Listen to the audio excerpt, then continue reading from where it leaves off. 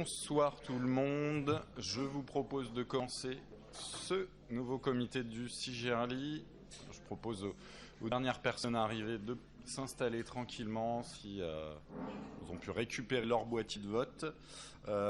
Une fois n'est pas coutume, il n'y aura pas de présentation de la commune qui nous accueille ce soir Saint-Fond, compte tenu d'un contexte un petit peu particulier. Je ne vous ferai pas non plus d'intervention préalable. Il y a déjà suffisamment de délibérations financières ce soir et il y aura suffisamment de choses à dire. Donc je pense qu'on va pouvoir démarrer sereinement ce nouveau comité syndical. Donc avec l'ordre du jour, les comptes rendus d'activité du bureau et du président, l'adoption du procès-verbal du précédent comité, les délibérations d'intérêt commun et les questions diverses. Le rappel habituel, à chacune de vos interventions, attendez que l'on vous donne la parole et le micro. Veuillez vous présenter en précisant également le nom de votre commune. Je vous rappelle que c'est pour que la transcription se passe le mieux possible. Et si vous partez avant la fin du comité, n'hésitez pas à vous signaler auprès du personnel aux tables d'émargement et ne pas oublier de remettre votre boîtier de vote.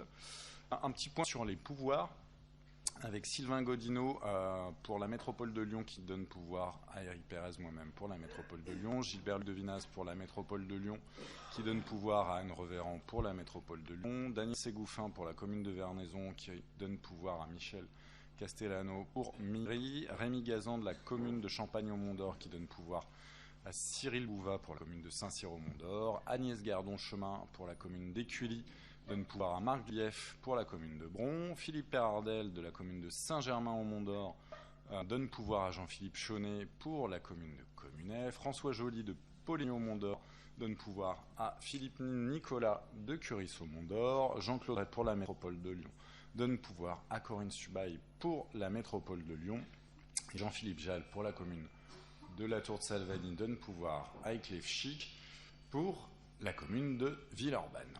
Voilà pour les pouvoirs. Désignation du secrétaire de séance, on va pas faire comme d'habitude, puisque d'habitude c'est le délégué qui reçoit pour la commune qui nous accueille, qui est secrétaire de séance. Donc je vais désigner un secrétaire de séance pour ce soir, et je vais désigner Guy Perrusset pour la commune de Communet.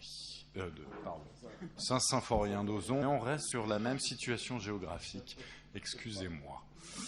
Voilà pour cette désignation. Compte rendu d'activité du bureau assez rapide, puisqu'on s'est vu il y a juste un mois. Donc le bureau s'est réuni le 8 mars 2024, sans délibération, mais on a pu préparer ce comité syndical. Le compte rendu d'activité du président le 16 février, j'ai participé à la réunion des présidents et l'assemblée générale de Théara à Vigneux dans l'Isère, puisque cette année, en 2024, Théara est présidée par Bertrand Lachat de TE38. Le 7 mars, nous avons réalisé la deuxième réunion territorialisation territoire énergie à Villeurbanne. Le 8 mars, nous avions un rendez-vous en mairie Cailloux sur Fontaine, une commission générale et un bureau politique. Le 15 mars, une CAO géoréférencement qui était du coup qui suivait une première CAO géoréférencement que nous avions préféré non attribuer pour diverses raisons, et on peut vous donner les résultats qui sont plutôt bons, puisque Green, je crois que tu avais fait le calcul, nous divisons, je crois, par 5 le niveau des montants sur le géoréférencement. J'en profite aussi parce que c'était pas dans le diaporama, parce que ça a été calé un peu tardivement, mais le matin du 15, j'ai participé à la présentation du bilan régional de RTE Auvergne-Rhône-Alpes. Voilà, où on constate des baisses de consommation électrique sur l'année 2023. Voilà, compte rendu des décisions du président, les affaires juridiques avec une convention de mise à disposition temporaire de la salle Candela, modification des modalités de réservation, et donc pour ce soir, l'ordre du jour, 10 délibérations d'intérêt commun, l'adoption du procès-verbal comité du 14 février 2024, l'approbation des deux comptes de gestion BP et BA de l'exercice 2023 dressés par le receveur, le budget principal avec le vote du compte administratif 2023, le budget annexe installation photovoltaïque avec le vote du compte administratif exercice 2023, le budget principal avec l'affectation des résultats 2023, le budget annexe installation photovoltaïque affectation des résultats 2023, la subvention de fonctionnement du budget principal au budget annexe photovoltaïque, le budget principal avec le vote du budget primitif 2024, le budget annexe des installations photovoltaïques avec le vote du budget primitif 2024 et une autorisation donnée au président de signer l'accord cadre numéro TVX 2024-01 qui est relatif aux travaux d'extension, de fiabilisation et de modernisation et de prestation de maintenance préventive, curative et corrective des réseaux d'éclairage public, ainsi que l'accord cadre numéro TVX 2024-02 relatif aux travaux de dissimulation des réseaux, de câblage et des poses des réseaux de télécommunications et d'études de dissimulation des réseaux. Voilà pour l'ordre du jour. Je vous rappelle les modalités de vote pour les délibérations d'intérêt commun. La métropole de Lyon, un délégué égale 8 voix. Les communes de la métropole de Lyon, un délégué égale 1 voix. Les communes hors métropole de Lyon, un délégué égale 2 voix. Majorité simple des suffrages exprimés, sauf mention spécifique dans les délibérations. La première délibération, comme à l'accoutumée, l'adoption du procès-verbal de la séance du 14 février 2024. Y a-t-il des commentaires ou remarques? Si pas de commentaires, pas de remarques, je vous propose de passer au vote. Le vote est ouvert.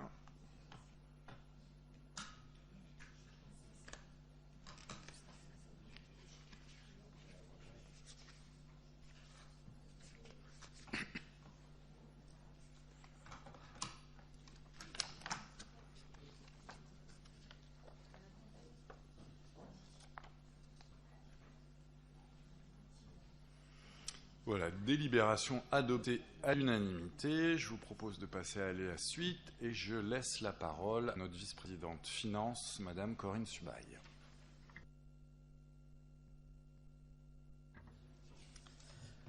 Merci, Monsieur le Président. Alors, en ce qui concerne le rapprochement budget principal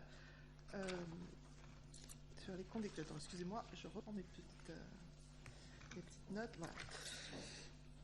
Alors, en ce qui concerne le rapprochement sur les comptes de gestion qui ont été transmis à la trésorerie et qui permettent de comparer les écritures enregistrées entre le CGRLI et la trésorerie, donc elles sont conformes.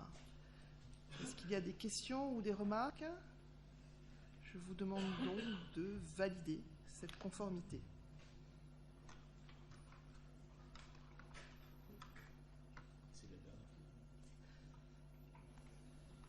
Oui, l'année prochaine sera continue.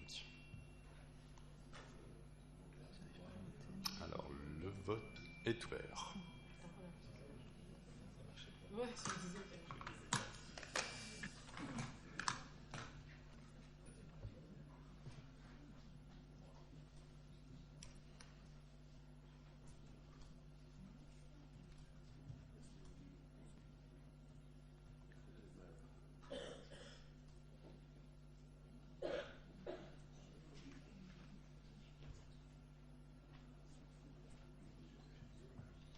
Voilà, délibération adoptée à l'unanimité. Merci. Alors effectivement, l'an prochain, il sera unique, donc on n'aura plus cette délibération qui apparaîtra lors de notre comité.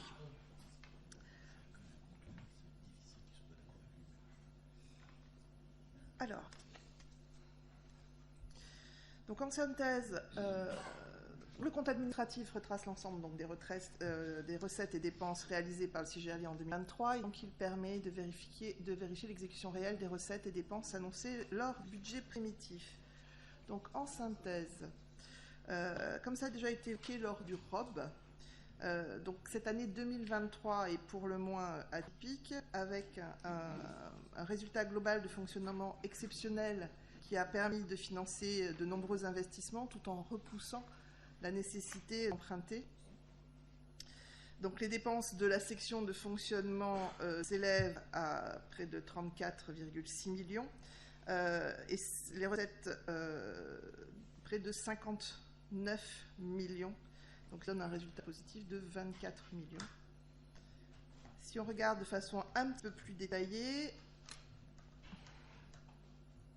vous avez les charges à caractère général de l'ordre de 7 millions, donc qui représentent un peu plus de 21% des dépenses réelles de fonctionnement, donc qui sont en baisse de 24% cette année par rapport à l'année 2002.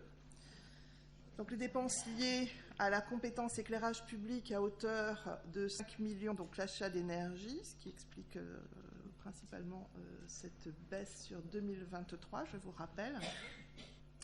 En ce qui concerne les charges de personnel de presque 3 millions, de moins de 3 millions, donc l'évolution de 9,4% par rapport à 2022 est notamment liée au GVT, le glissement vieillesse technicité, et à la hausse du point d'indice au 1er juillet 2023, et à l'augmentation du SMIC, bien entendu, et aux postes qui sont pourvus. En ce qui concerne l'atténuation de produits de l'ordre de 20 758 000 et un peu plus,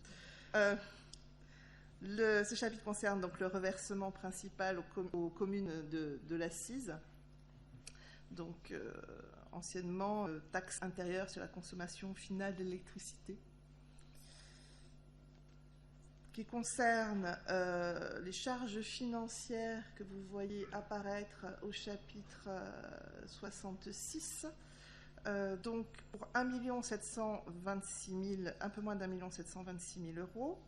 Ce sont principalement les intérêts d'emprunt du CIGERLI, et donc on relève une hausse de 8,27% suite à la remontée des taux d'intérêt qui ne vous a pas échappé en 2023. En ce qui concerne les charges exceptionnelles de l'ordre de 18 000 euros, eh bien elles sont exceptionnelles et elles sont suffisamment faibles pour qu'on n'en parle pas plus que de dire qu'en fait il s'agit d'un remboursement principal à la société Solvay. Donc un trop perçu de TICFE de 2022. Les dépenses d'ordre de fonctionnement de 1 963 000, vous voyez la ligne qui est encadrée par les deux lignes roses.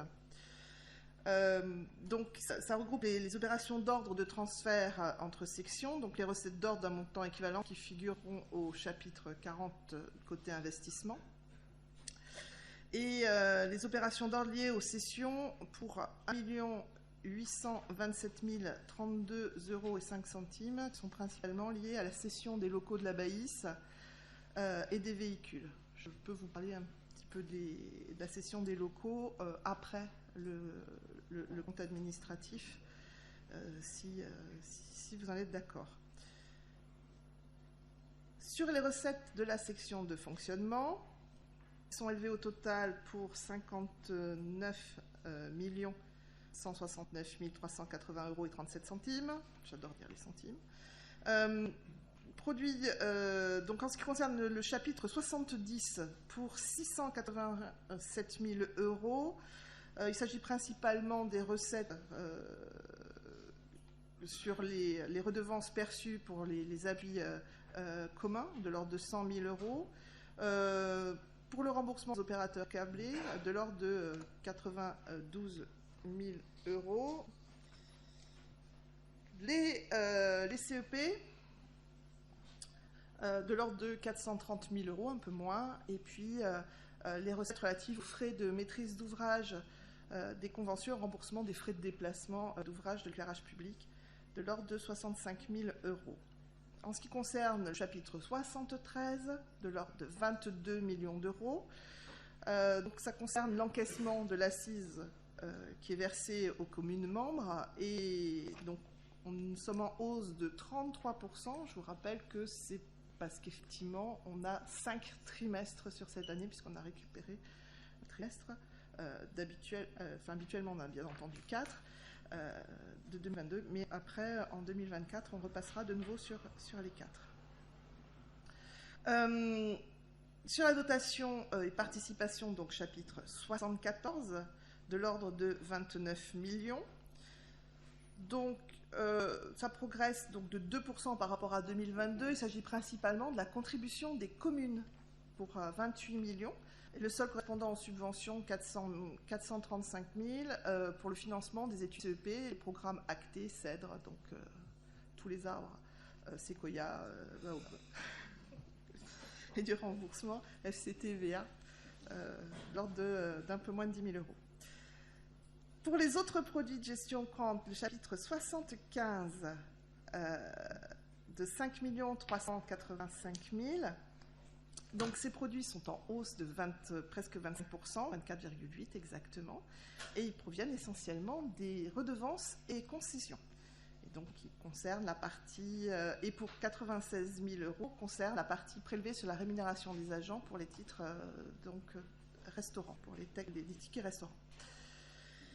Les produits exceptionnels, donc 77, donc de l'ordre de 2 millions d'euros. Ce chapitre donc connaît une variation à la hausse exceptionnelle. Ceci s'explique par la vente des anciens locaux et des 5 véhicules de service. Donc effectivement, c'est pour ça que vous voyez d'un coup plus 2275% qui apparaît. Mais effectivement, on voit cette différence apparaître ces sommes-là. Si on passe maintenant sur la slide suivante. Donc, comme vous le voyez, donc, on a une solde positif d'exécution, puisque on a 24 555 000, un résultat antérieur de l'année 2022 qui relève de 1 137 000, ce qui nous donne un solde d'exécution cumulé qui n'est pas celui-ci, qui est normalement de 25 694 403 € et 3 centimes. Voilà, celui qui en a. Sur la section d'investissement maintenant, donc on a des dépenses de l'ordre de 43 956 000 € et des recettes de l'ordre de 45 millions d'euros. Donc les recettes d'investissement s'élèvent à... Non, juste après, c'était bien. Ce serait bien. Ah oui, pardon. Donc les dépenses d'investissement s'élèvent à 44 millions, comme 43,9 exactement. Si on regarde sur les subventions donc d'investissement, de l'ordre de 442 000 €, donc ça concerne le reversement aux communes des certificats d'économie d'énergie, les CE. Donc forte hausse, bien entendu, donc qui est en lien avec la vente des CE de 2022, reportée sur l'exercice 2023. Chapitre 16, sur emprunt, d'emprunt ou emprunt et dette, 12 700 000 à peu près. Donc sur ce chapitre-là, il s'agit du remboursement de la part en capital emprunté du syndicat, donc pour 10 605 000 €, et de la dette SIDER, que je vous rappelle, qui s'éteint naturellement, mais qui est encore importante, puisqu'elle est de l'ordre de 2 075 000 €, 2 075 000 € et un petit peu plus. Sur le chapitre 20, 169 000 €, donc dépenses qui sont liées à l'acquisition de logiciels, licences informatiques, droits d'utilisation, donc pour effectivement faciliter le travail et en tout cas permettre l'évolution des processus de travail. Donc une hausse par rapport à 2022 de 126 000 €, principales dépenses liées à l'achat de logiciels des contributions, de l'acquisition du logiciel Joule, donc qui nous permet d'avoir, qui est un gestionnaire de données de consommation d'énergie, initialement porté par l'ADEME. Chapitre 21, 268 629 €. En ce qui concerne, toujours pareil, l'achat des 5 véhicules de service, pour un montant de 138 560 €, les dépenses informatiques pour un peu moins de 70 000 €, le matériel de bureau de l'ordre de 53 000 €. Immobilisation en cours de l'ordre de 28 millions, le plus gros, le palmarès sur ce tableau-là. Donc, principalement, les travaux réalisés sur le territoire des communes, de vos communes, en matière de dissémination coordonnée des réseaux et d'éclairage public. Sur le chapitre 435, 45, très bien. De l'ordre de 200 000, presque 210 000 euros. Les travaux d'éclairage public sont principalement concernés par cette ligne pour les communes qui n'ont pas transféré la compétence d'éclairage public au syndicat. Donc ces dépenses feront l'objet d'un recouvrement auprès des communes concernées à la fin des travaux en recettes d'investissement, vous verrez apparaître au chapitre 45-82.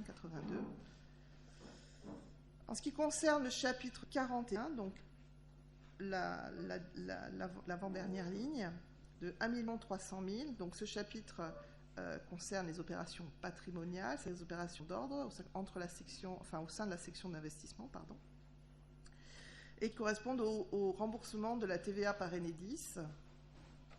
On devrait retrouver un montant équivalent au chapitre 41 en recettes d'investissement, ce qui nous amène du coup aux recettes d'investissement, qui s'élève donc au total à 45,5 millions d'euros.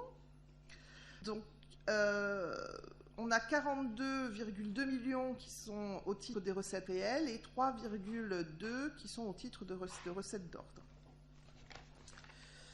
Chapitre 10, donc la première ligne, 22 millions. Donc, concerne la dotation fonds divers, donc l'autofinancement qui est la première donc, des recettes, donc c'est la colonne pareil, c'est la ligne la plus élevée dans la colonne. Donc on a dans ces près de 22 millions, 19 millions d'excédents de fonctionnement capitalisés consécutifs à l'affectation des résultats de 2022 et 3 millions au titre du FCTVA basé sur les dépenses réelles d'équipement 2022 du CIGERI. Sur les subventions d'investissement, chapitre 13, pour un montant de 2 257 000. Donc, on a les participations via les fonds de concours pour 1 225 000 contre 400, à souligner quand même, parce qu'on avait 1 225 000 en 2023 contre 479 000 en 2022. La vente des CE, donc pour 706 456 euros. Je vous l'ai dit tout à l'heure, en 2022, on n'en avait fait aucune. Donc la subvention du secrétariat de la Défense, j'ai trouvé sympa de la noter, et de la Sécurité nationale pour la cybersécurité, on a reçu un prix de 50 000 euros. Le fonds vert pour 193 508 euros, et puis une subvention ADEME, DREAL et Métropole de Lyon à hauteur de 82 725 euros. En ce qui concerne le chapitre 16, les emprunts et dettes de 16 millions, donc l'emprunt représente, je pensais ça peut être intéressant de le savoir, presque 38% des recettes réelles d'investissement, ce qui montre qu'on investit. Donc, ce chapitre concerne principalement 2 emprunts contractés pour faire face aux factures des projets 2022 et qui ont été versés en 2023. Autre immobilisation financière, le chapitre 27, donc de 1 million presque 300 000. Donc, remboursement de la TVA par notre concessionnaire Enedis, du fait de l'augmentation une baisse par rapport à 2022 du fait de l'augmentation des demandes en éclairage public pour 2023. Donc, il y a un effet vase communicant entre TVA et FCTVA selon la répartition des travaux EP et DCR. Sur le chapitre 45, 81, 525 000 euros. Donc, il s'agit principalement des remboursements des communes au titre de l'éclairage public selon l'avancement des chantiers coordonnés par le syndicat pour le compte de ces 7 communes. Donc, on a une délibération là-dessus. Les recettes d'ordre d'investissement de l'ordre de 3 262 000, donc l'avant-dernière ligne, 888 066 centimes, donc qui correspondent pour le chapitre 40 aux amortissements des immobilisations corporelles pour 136 000 €, et celles relatives aux écritures de cession des biens de 1 827 000. Contrepartie de ces opérations est inscrite en dépenses au chapitre 42. Voilà. Donc, sur ce chapitre-là, enfin sur le résultat d'investissement, pardon, on voit s'afficher un besoin de financement de l'ordre de 25 millions d'euros, qui sera donc évoqué lors de l'affectation. Donc, on constate une parfaite concordance des résultats de clôture du compte administratif et du compte de gestion. La nécessité d'affecter une partie du résultat de fonctionnement au solde négatif d'exécution cumulé de la section d'investissement augmenté du solde négatif reste à réaliser, soit 25 167 099 centimes. Donc il vous est demandé de bien vouloir adopter ce compte administratif. Bien entendu, j'attends vos questions et remarques, suggestions avant que nous passions au vote. Oui.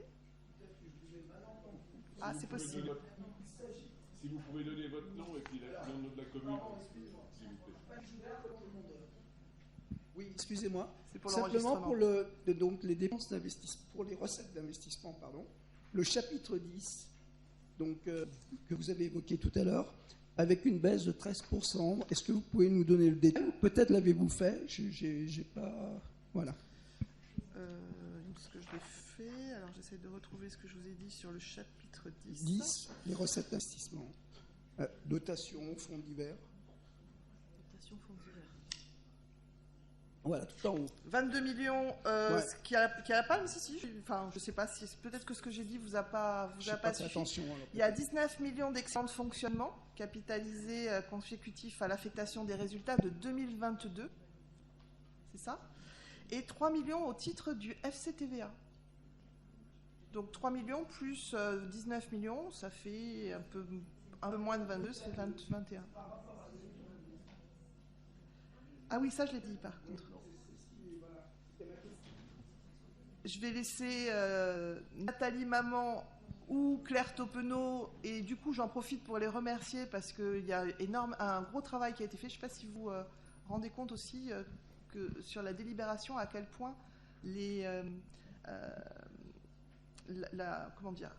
l'écriture a changé en tout cas et devient beaucoup plus digeste. Et c'est grâce à ces dames et à tous leurs services, bien entendu, qui travaillent sur ce compte, et ça me donne l'occasion de les remercier. Alors, je ne sais pas qui va répondre, Nathalie ou Claire Topenot. Simplement indiquer que quand on affecte le résultat de l'an dernier, on s'assure que ça vienne suffisamment compenser en fait, les besoins de l'année, et on n'inscrit pas plus que ce qui est nécessaire.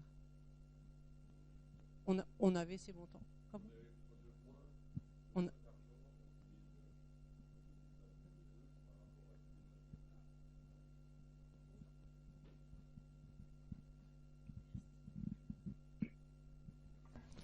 Y a-t-il d'autres questions? Okay. S'il n'y a pas d'autres questions ou remarques, je vous propose donc de passer au vote.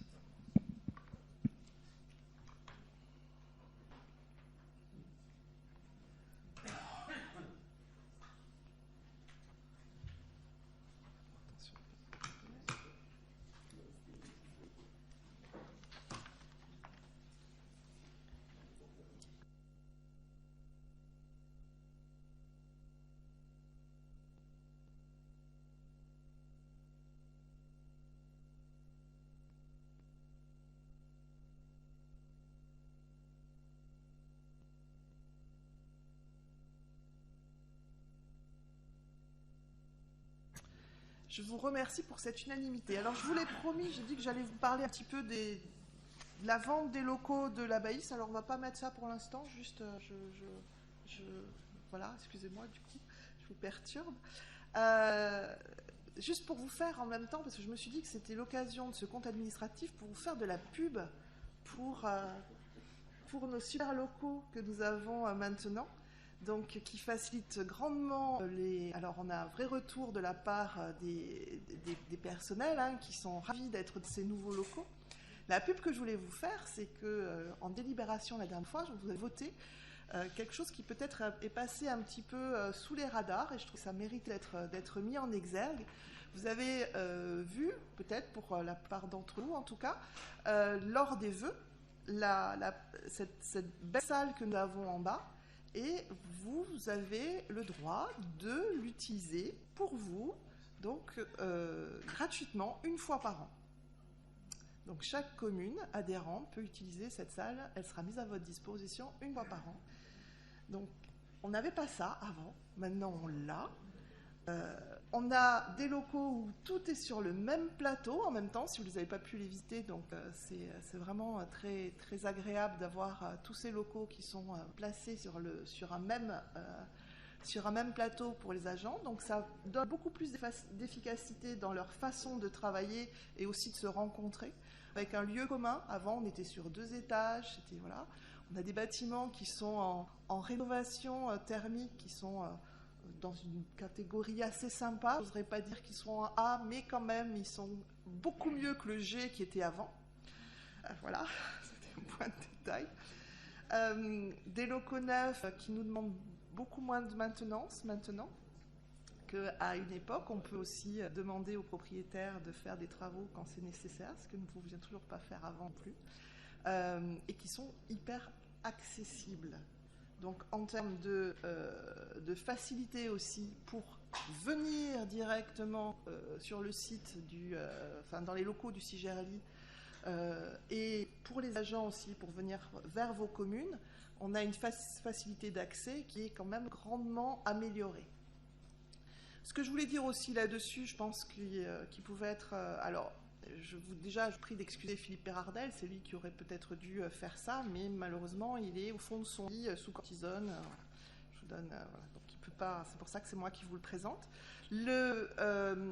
Sur cet aspect-là aussi, sur ces locaux, ce qu'on a aussi, c'est une véritable vitrine du CIGERLI, mais une vitrine, en fait, c'est la vôtre, c'est vos communes qui finalement ont un outil sur lequel vous pouvez être fiers de pouvoir présenter et faire venir effectivement vos différents partenaires. S'il y a des questions là-dessus, n'hésitez pas, c'est maintenant.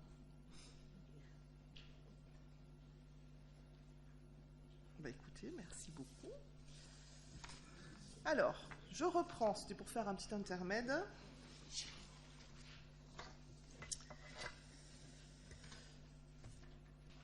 C'est la bonne nouvelle sur le budget annexe. Alors,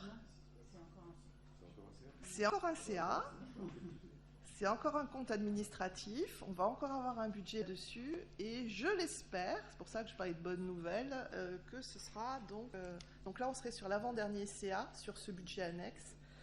Il nous en restera un, et ensuite, je l'espère, ce sera fini. C'est un scoop de négociation, et encore une fois, bravo au service.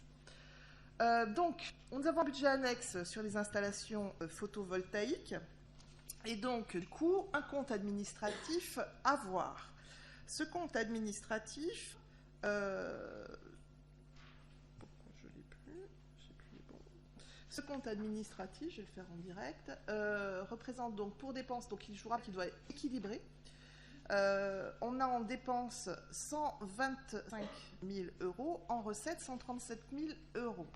Donc on a des différences, nous donne en fait la possibilité de devoir investir un petit peu et donc de pouvoir surtout faire des travaux sur 2 installations qui sont en souffrance, pour ne pas dire arrêtées. Souffre beaucoup.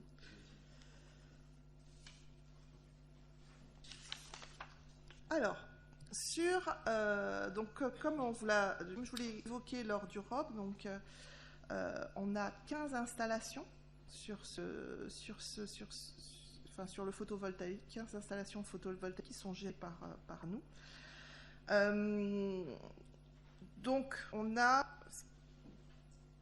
une production vendue de l'ordre de 120 000 euros et un résultat de 50 000 euros en fonctionnement et 40 000 en investissement. Donc, une partie de cette somme donc, va être fléchée pour les travaux en cours de l'ordre de 74 000 euros nécessaires pour ces travaux. Donc, on peut passer peut-être directement à la suite. Donc, un résultat global de 50 000 euros. Est-ce qu'il y a des questions sur ce budget annexe, enfin, sur ce budget annexe, sur ce compte administratif, sur les installations photovoltaïques? Ben non, donc on va pouvoir passer directement à la chute de vote. Donc, une parfaite concordance des résultats de clôture du compte administratif et du compte de gestion. Toujours pas de questions? Non. Donc, je vous demande, si vous voulez bien, d'adopter ce compte administratif pour l'exercice 2023 du budget annexe photovoltaïque. Vous pouvez voter.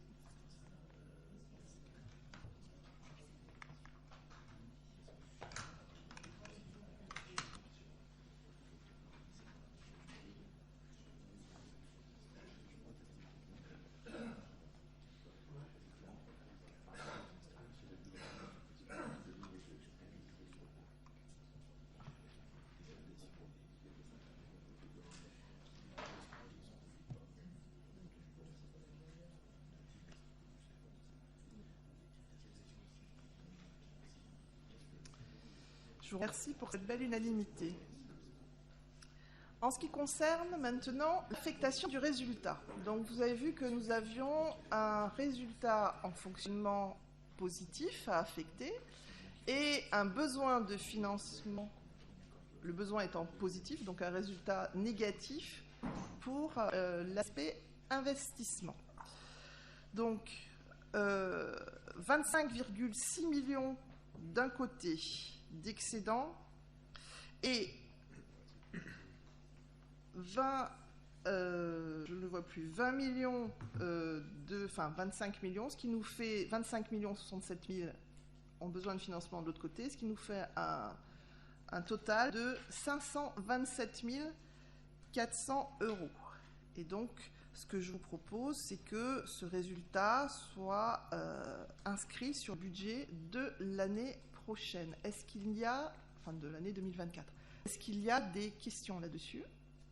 Non. Eh bien, je vous propose de voter le report du solde d'exécution, juste avant, de voter le report du solde d'exécution, je refais des petits changements, d'exécution d'investissement pour 20 32 620 euros et 6 centimes au budget primitif 2023 du budget principal et d'affecter le résultat de fonctionnement au budget primitif, donc en réserve d'investissement, recette du compte 1068 pour 25 167 099 centimes, et en report de fonctionnement codifié R002, résultat de fonctionnement reporté pour 527 402 euros et 4 centimes. Et je vous propose de passer au vote.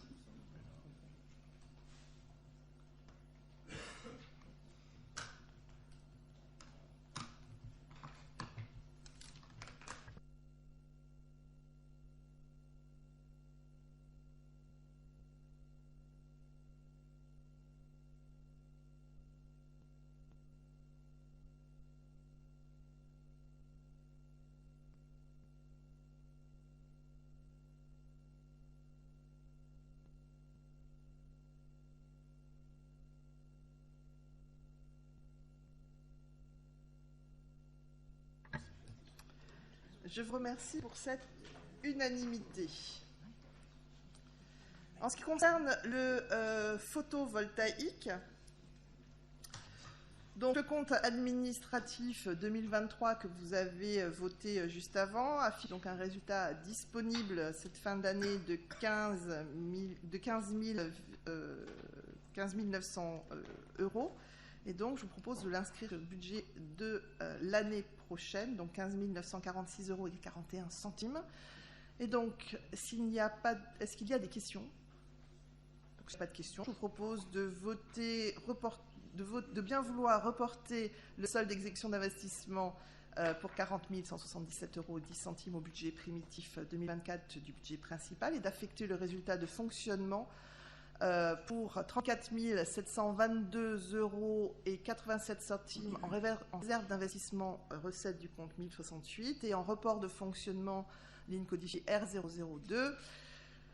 Résultat de fonctionnement reporté pour 15 946,41 €. Nous pouvons donc voter.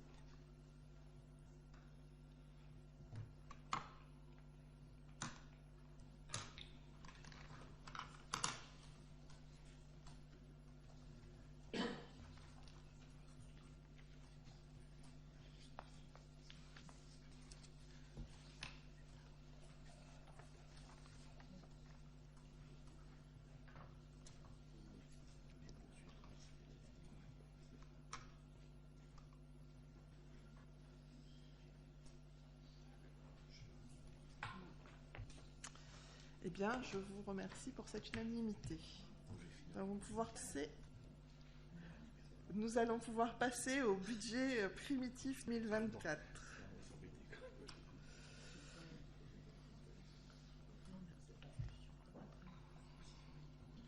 Ah, pardon.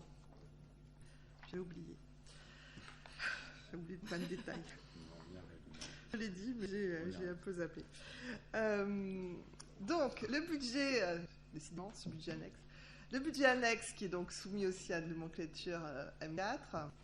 Donc, je vous rappelle les 15 installations photovoltaïques. Donc, je vous propose, puisque vous aviez retenu qu'il nous fallait abonder pour environ 75 000 €, un peu moins, 74 000 € pour faire des travaux. Donc, on a eu 15 000 € d'un côté. Donc, je vous propose de verser une subvention exceptionnelle de l'ordre de 60 000 € pour financer la section d'exploitation du budget annexe photovoltaïque et donc de réparer ces deux fameuses installations qui sont, dont une à Vaudny-Vénissieux, me semble-t-il. Et la deuxième à Bron. Est-ce qu'il y a des questions là-dessus? Non. Monsieur le vice-président, je vous sens fébrile. Ah, ça sert. Non. Non. Donc, le budget annexe. Donc, je vous propose donc de passer au vote et de voter donc cette subvention exceptionnelle de 60 000 €. Donc, le vote est ouvert.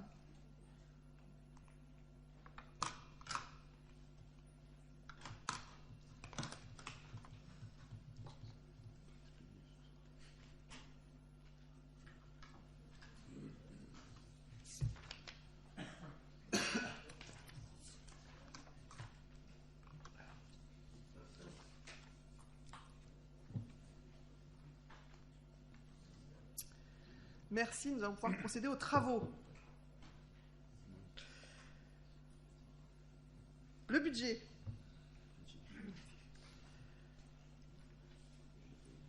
Donc, nous avons une première.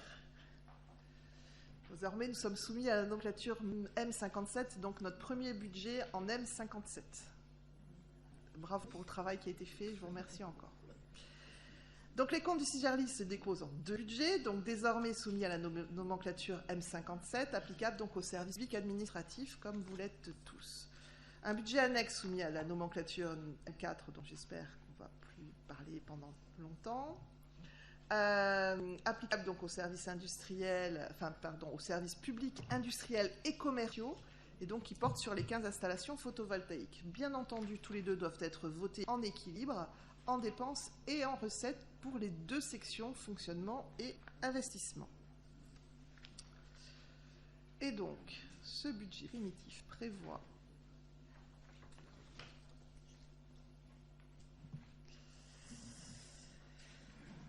donc un maintien de l'effort d'investissement, une intégration de plus de performance, donc conseil d'être plus performant dans nos marchés, comme vous l'a dit en amont le président sur les CAO, sur les commissions d'appel d'offres. Une gestion toujours rigoureuse des charges à caractère général et bien entendu une attention au budget consommation d'énergie. Donc on subit, conformément à ce que je vous ai dit au ROB, on subit un effet ciseau conjoncturel car on a une baisse des recettes, donc des contributions d'un côté, une hausse des dépenses principalement liées aux consommations d'énergie prévues de l'autre. Donc, en fonctionnement, sur le tableau, vous voyez l'équilibre à 51 500 000 euros qui a donc été calibré au plus juste. Alors, si je regarde sur le chapitre 11, les 13 460 presque 4 000 euros, donc qui correspond à près de 36% des charges réelles de fonctionnement. Donc on a une hausse de 57% et bien entendu ça provient principalement du poste achat d'énergie, d'électricité, qui passe à 7,7 millions d'euros contre 2,8 millions d'euros en 2023. Donc attention, ce montant, pour sa partie réalisée, impactera fortement le calcul de la contribution 2025. Donc sur l'éclairage public, je vous rappelle, 52 communes ont transféré leurs compétences éclairage public vers le CIGERLI. En ce qui concerne les charges de personnel, le chapitre 12, 3 288 000. Donc ça représente 9% des dépenses réelles d'instruction de fonctionnement au total, et cette prévision comprend bien entendu le GVT dont j'ai parlé tout à l'heure et de l'attribution de 5 points d'indice majorés pour tous les agents publics à compter du 1er janvier 2024, donc toujours en application du décret du 28 juin 2023. Vous voyez que cette ligne est en baisse. Au chapitre 14, atténuation de produits, donc la somme la plus élevée dans la colonne, de l'ordre de 17 820 000 euros. Donc c'est le reversement de l'accise et elle représente 48% des dépenses réelles de la section de fonctionnement du budget. Alors la baisse, j'en ai parlé tout à l'heure, qui s'explique par la fameuse comptabilisation de 4 trimestres contre 5 en 2023. Donc toujours pareil, on était sur une année de transition. Donc si on recompare par rapport aux années précédentes, on retrouve nos 4 semestres. Donc c'est une année de transition du fait de la reprise du suivi par la préfecture.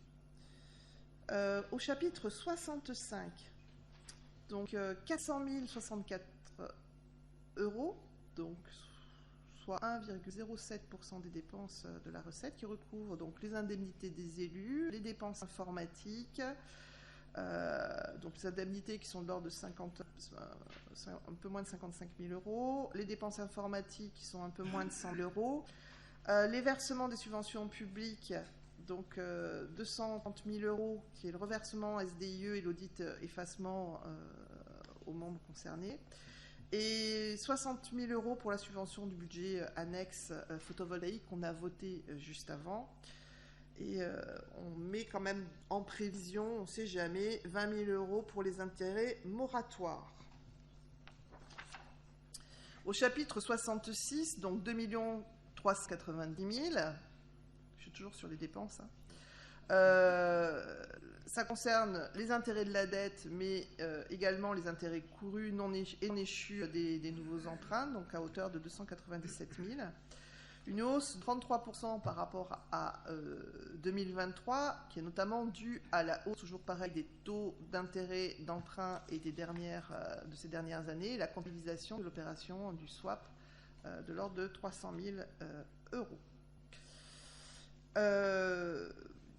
Au chapitre 67, charge exceptionnelle de 10 000 euros. Bon.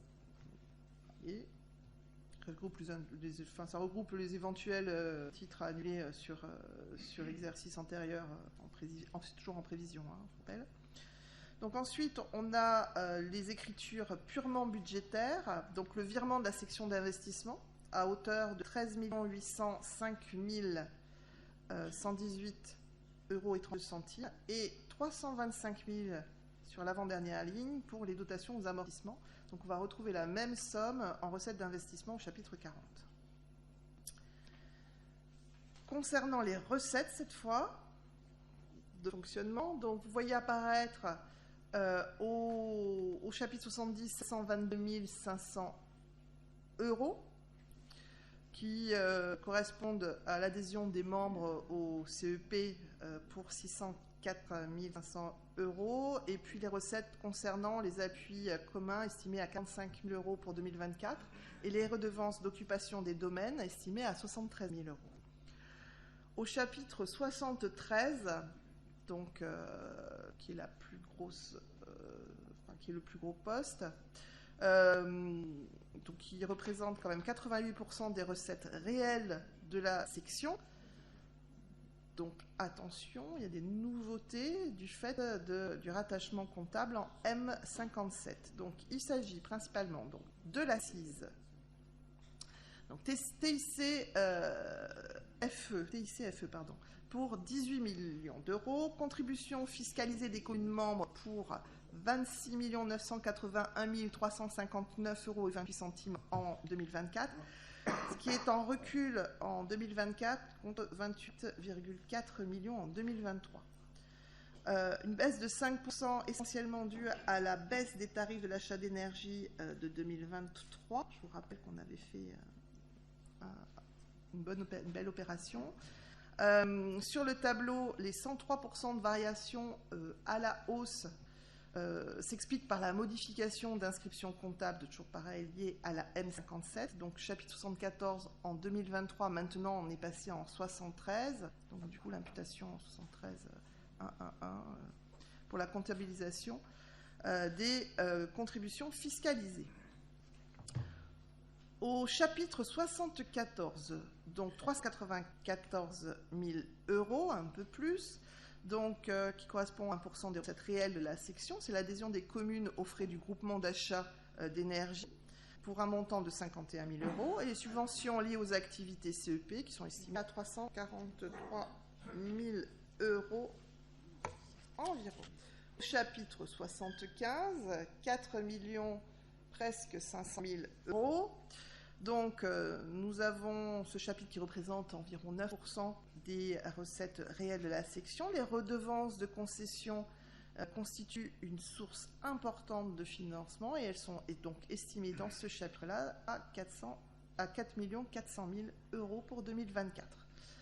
Donc, il y a 12 000 euros qui concernent la provision de recettes supplémentaires pour la location de la salle dont je vous ai parlé tout à l'heure, qui pour vous est à votre disposition.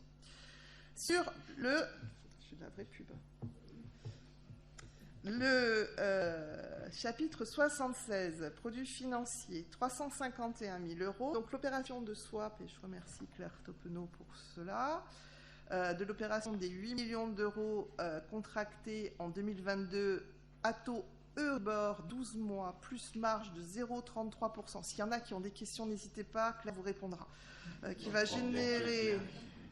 Cette recette correspond donc au remboursement des intérêts.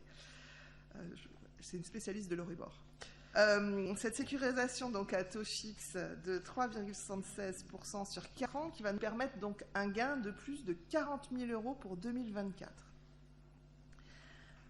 Donc le budget primitif 2024 va s'équilibrer en section d'investissement à 75 738 000 euros, dont 6 739 800 euros de reste à réaliser en dépenses et 1 605 000 en reste à réaliser en recettes. Donc, au chapitre 16, intérêts, emprunt et dette, pardon. Donc, vous voyez apparaître 12 907 000 euros, un peu moins, ouais. Au chapitre 20, qui correspond aux immobilisations incorporelles, donc c'est l'acquisition de logiciels et des droits d'utilisation. Alors, pour 2024, il est quand même prévu notamment l'acquisition de logiciels métiers propres aux compétences techniques du CIGERLI. Donc, ce sont des logiciels qui coûtent très cher. Au chapitre 23, donc 30 090 000 euros. Donc en 2023, la mise en place des APCP, voilà, qui était temps que nous fassions, que nous l'avons mis en place l'an dernier, donc ça a modifié les montants à inscrire au budget. Donc la variation à la hausse de 49% par rapport à 2023, qui s'explique donc par l'inscription maintenant des crédits de paiement, donc de l'année 2023, et des crédits de paiement de l'année 2024, donc selon l'exécution prévue des dépenses d'investissement. Au chapitre 27, 3 500 000, donc, qui sont principalement dus au reversement donc, de 3 millions aux communes dans le cadre du financement de Bâti Plus. Au chapitre 45-80, opérations pour le compte de tiers, de 493 000 un peu plus, donc qui concernent les opérations pour compte de tiers, comme c'est dit, donc une somme équivalente qui doit être écrite en recette d'investissement, chapitre 45-82 pour les communes concernées. Au chapitre 41 maintenant, donc 2 millions, donc qui enregistre les opérations patrimoniales, donc ça veut dire les opérations d'ordre au sein de la section d'investissement, pardon. Ces opérations correspondent au remboursement estimé de la TVA d'Enedis, donc on doit avoir une recette équivalente inscrite en recette d'investissement. Et puis au chapitre 01, 20 32 620 euros, c'est le solde donc d'exécution négatif qui est reporté conformément à ce que nous avons voté tout à l'heure. Concernant l'investissement en matière de recettes, cette fois. Donc, au chapitre 10, la palme. Donc, de l'ordre de 28 467 000 euros et 99 centimes. Donc, ce sont les excédents de fonctionnement capitalisés, consécutifs à ce que vous avez voté tout à l'heure. Donc, 3 300 000 qui sont inscrits pour 2024 au titre du FTVA, et donc qui financent les investissements réalisés par le syndicat hors mandat de maîtrise d'ouvrage, et hors TVA d'Enedis, et hors travaux de Métropole de Lyon. Donc, en fait, la réfection de la voirie. Au chapitre 13, 800 000 euros, donc c'est la vente des CE pour 300 000 et la prévision de versement par les communes de fonds de concours pour le financement hors fiscalité des travaux de réseau et d'éclairage public à hauteur de 500 000 euros. Cette prévision sera réajustée, donc bien entendu, toute l'année, donc j'aurai l'occasion de revenir vous voir en fonction de vos souhaits de financer les travaux par fonds de concours. Au chapitre 16, 26 730 000 euros, donc afin de faire face aux demandes, compte tenu de la réduction de l'épargne, donc baisse des recettes et hausse des dépenses cette année, le montant d'emprunt estimé pour 2024, donc ça c'était important que je le souligne, à 26,7 millions, qui a été calibré donc en prenant compte les travaux inscrits en crédit de paiement, le prévisionnel nouveau chantier 2024 et bien entendu le dispositif Bâti Plus. Donc la capacité, alors je ne sais pas si je vous le dis ou si j'attends question pour vous le dire. Tu veux... C'est le sens du teasing. C'est parce que monsieur Millet voulait un peu de questions, donc voilà. Alors, je vais quand même vous le dire. La capacité d'endettement pour nous, donc en 2020, elle était de 4,7 ans. En 2021, 3,7. 2022, on est sommes passés à 4,2. 2023, 3,6. Donc, c'était une année exceptionnellement basse. Et donc là, on passe sur une année exceptionnellement haute, 2024, de 7,6 ans. Avec un prévisionnel aussi pour 2025 que nous avons déjà commencé à calculer de 6,3 ans et un prévisionnel pour 2026 aussi de 6,3 ans. Donc le prévisionnel pour 2024, je le répète, est de 7,6 ans.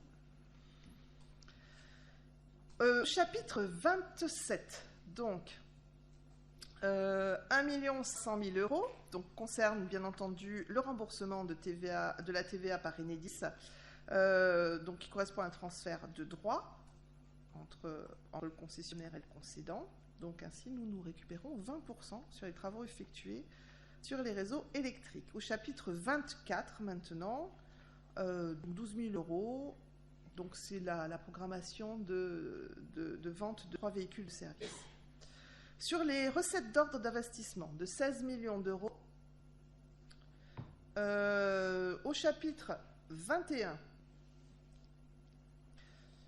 13 805 000 €. Donc c'est le virement de la section de fonctionnement. Donc, vous avez des opérations d'ordre de transfert entre sections du chapitre 40 de l'ordre de 325 000 €. Les dépenses d'ordre relatives aux amortissements et les immobilisations corporelles. Donc pour les opérations patrimoine, le chapitre 41, ça se monte à 2 millions. Et si on regarde, donc les sections s'équilibrent. Est-ce qu'il y a des questions? Alors, une question. Avant de prendre les questions, je vais me permettre des petits éléments de contexte aussi, qui, je pense, sont importants. Je remercie Corinne Subaille pour cette présentation claire et détaillée. Je remercie les services pour le gros travail qui a été fait. Pour nous, membres du bureau, pour moi, président, c'est le budget le plus compliqué depuis le début de l'année, depuis le début de la mandature. On vous a présenté la dernière fois au ROB nos orientations et vous avez vu l'équation délicate qu'on avait pour 2024 avec la hausse des prix de l'électricité pour les communes qui nous ont délégué la compétence et la baisse des contributions qui est due au différé de remboursement de la part des communes. J'en profite pour rappeler qu'à part la tarification sur le service CEP et qui ne couvre pas l'entièreté des charges de ce service, on a choisi de maintenir les modalités de calcul d'aide qui avaient été décidées par les anciens élus, notamment sur l'essentiel que sont les travaux, éclairage public et dissimulation des réseaux. Donc c'est une année délicate qui se traduit clairement, Corinne a dit, par des indicateurs financiers qui sont dégradés mais soutenables. On ne souhaite pas laisser le CIGERLI aux prochains élus avec une situation financière difficile, je le dis clairement. Et je vais vous l'expliciter encore un petit peu plus. Ce ne serait pas responsable selon nous. Alors cette année, elle ne permet pas effectivement un gros autofinancement, ce qui nous oblige à recourir plus à l'emprunt. On fait aussi face à de nombreux travaux d'investissement dans les communes, que ce soit sur la dissimulation des réseaux, sur vos choix, sur des travaux structurants en lien avec la métropole de Lyon ou les communautés de communes pour les communes hors métropole. Aussi un souhait de votre part et qui nous semble un souhait intelligent qu'on a poussé, c'est le renouvellement des parcs d'éclairage public. Donc il y a beaucoup de choses à faire. Pour autant, j'entends ici ou là que ce ne serait pas suffisant pour cette année 2024, qu'on devrait faire plus, qu'on n'accompagne pas la nécessaire transition écologique. D'abord, je répète ce que j'ai déjà dit, mais c'est un niveau record d'investissement sur ce mandat qui devrait être autour de 170 millions d'euros.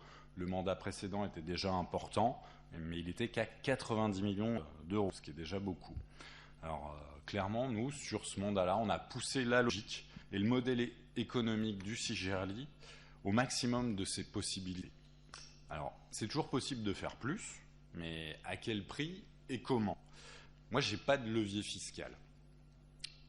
J'ai une seule possibilité au CIGERLI pour faire plus, c'est de vous prélever un petit peu plus de l'accise électricité. Je rappelle qu'aujourd'hui, on n'en prend qu'1% sur des frais de gestion, ce qui n'est pas du tout pratiqué comme ça par ailleurs. Je vais vous le dire aussi, ce serait prendre une ressource financière aux communes à un moment donné où il y a des contraintes financières qui sont énormes. Ça ne sera pas mon choix. Donc les prochains élus, c'est à eux qu'il appartiendra de se pencher sur le modèle économique du CIGERLI et d'essayer de faire mieux que nous. Pour 2024, on suit, et dès aujourd'hui, les projets des différents chantiers communaux et la nécessité de les engager financièrement. Alors, afin d'affiner au mieux et d'optimiser tous les crédits des travaux, il y a un comité d'engagement qui s'est formé, qui se tient tous les mois, avec une revue des projets et des choix qui sont arbitrés par Jean-Philippe Chaunet et par moi-même. Du coup, on peut ajuster la consommation et revoir la répartition des crédits quand on arrive à trouver des chantiers qui ne se réalisent pas. Et je vous assure qu'il n'y en a pas beaucoup, les crédits qu'on vote ce soir, pour renforcer les territoires qu'on pourrait considérer comme sous-dotés notamment sur la partie éclairage public. Corinne l'a un petit peu évoqué dans la présentation du budget. On commence aussi maintenant à regarder la prospective 2025 pour prévoir au mieux les investissements.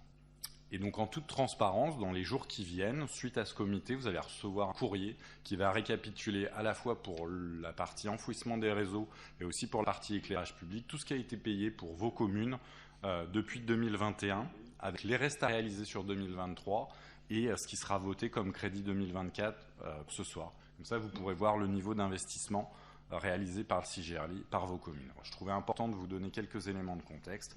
Et maintenant, je veux bien des questions. Pascal David. Pascal David, donc Métropole de Lyon. Je suis là pour la Métropole de Lyon. Alors, je voulais rassurer le président, Eric, il n'y a pas de souci. Je n'avais pas des propos qui sont alarmistes. C'était pas tout là-dessus. Je voulais faire part d'une erreur d'écriture, quelque part. Juste pour intervenir, mettre un peu d'animation, quoi. Merci Pascal. Sur les recettes en fonctionnement, oui. Chapitre 74, c'est mentionné, budget provisionnel 2022 en 2024, il y avait 100 000 euros. Moi, j'ai vu 100 000 euros d'écart. Ils mettaient 844 000, j'ai pas compris. 75, pas 74, c'est 75. Chapitre 75, 4 403 000. En 2022, 4 494 000 en 2024. Oui, il y a un gap, oui. C'est juste pour vous montrer que j'ai suivi. Voilà, clairement, bravo Pascal. Et puis, merci en tous les cas pour le petit mot que tu as dit, effectivement, par rapport à l'augmentation. Les difficultés, on a les mêmes dans nos collectivités pour faire les budgets. C'est une année difficile. Et donc, merci pour ne pas toucher, effectivement, à notre participation. Voilà. Merci Pascal. Donc, on voit que vous suivez bien tous. Je vois une autre main levée.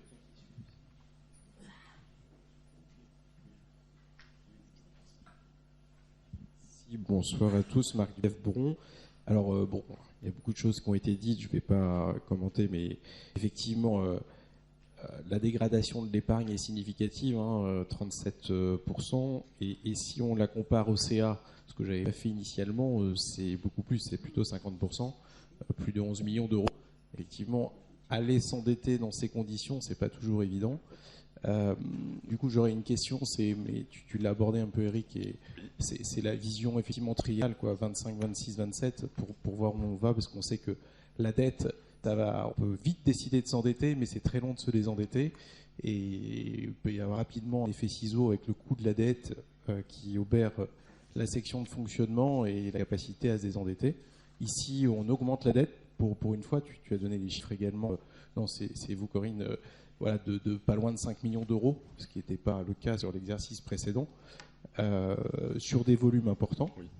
Avec quand même une dette saine, au fond, elle est saine, cette dette a un taux moyen en dessous de 2%, une capacité de désendettement, on l'a vu à 7 ans, voilà, globalement, on commence à tirer la sonnette d'alarme autour de 9, donc voilà, c'est correct. Mais voilà, ma question principale est autour de cette vision à moyen terme, parce qu'effectivement, un comme ça passe, deux, ça risque d'être très compliqué. Et on est dans un contexte qui bouge pas mal. Et puis, deuxième question, autour de la trésorerie, puisque un choix qui a été fait là, de mettre 500 000 euros sur la section de fonctionnement et le reste sur l'investissement, alors même qu'effectivement, il faut aller chercher 20 millions de dettes.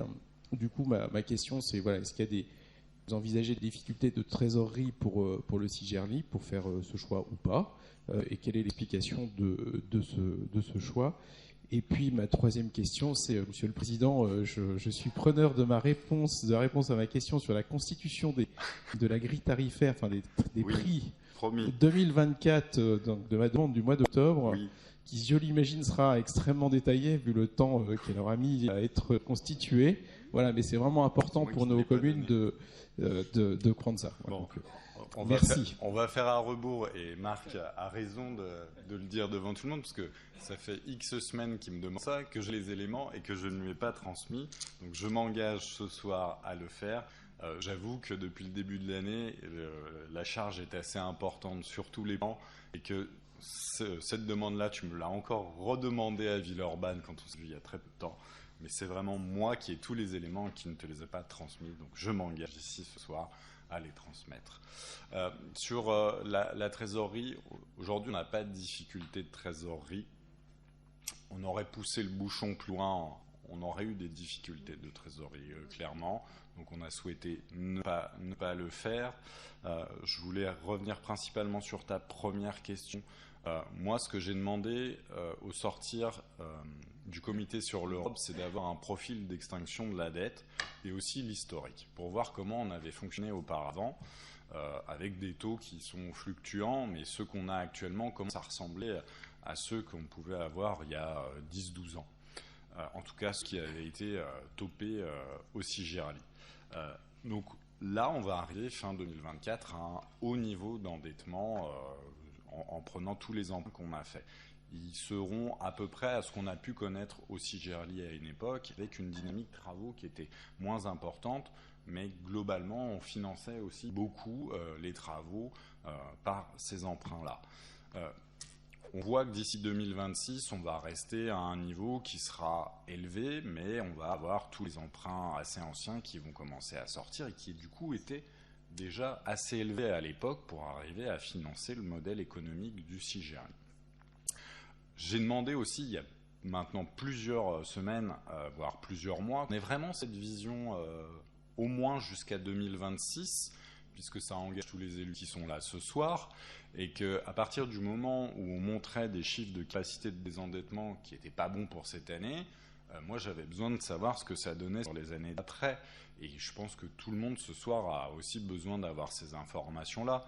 Donc ça, on l'avait montré au ROB qu'on arrive, et les chiffres qu'a donné Corinne sur les annuités en termes de capacité de désendettement montrent qu'à un moment donné, ça va redescendre, ne serait-ce que parce que l'année prochaine, on va payer moins cher l'électricité pour l'éclairage public. On l'a bien montré lorsqu'on a fait les réunions territoriales, et que le décalage de remboursement de vos contributions va être plus important dès l'année prochaine. Donc on va avoir un autofinancement qui est un peu plus important. Pour autant, on ne va pas lâcher la bride sur les dépenses. Moi, ce que j'ai dit depuis 2 ans, c'est que des dépenses utiles au CIGERALI. Ça ne veut pas dire qu'avant, il y avait des dépenses inutiles, mais comme dans toute institution, et que ça soit public ou privé, des fois, on se dit qu'on va pouvoir faire telle ou telle chose. Là, maintenant, on s'est vraiment concentré sur les besoins des communes et de pouvoir le financer, parce que globalement, c'est financé par vous. C'est pas, même si Corinne a bien indiqué qu'il y avait une belle recette de la part des concessions, quand on voit le budget, concessions d'Enedis et de GRDF, ça reste pas la majorité de nos ressources. C'est aussi pour ça que j'insiste, je l'ai déjà dit, je le redis ce soir, il y a un besoin que nos marchés soient plus performants en termes économiques. On a réussi à le faire sur la maîtrise d'œuvre, sur le géoréférencement. On va l'avoir sur l'éclairage public, aussi sur la partie maintenance que sur la partie travaux. Et j'attends que sur la dissimulation des réseaux, on obtienne aussi des résultats. Donc, j'espère avoir pu rassurer si toutefois il y avait une inquiétude, mais comme tu l'as dit, c'est pas complètement inquiétant et c'est une dette saine. Après, on ne peut pas s'amuser à s'endetter de manière excessive. Moi, je veux laisser de la marge et des finances saines, et je pense que c'est partagé par le bureau, que ce sera partagé par le comité, aux prochains élus, et qu'ils puissent arbitrer tranquillement leur choix dès 2026.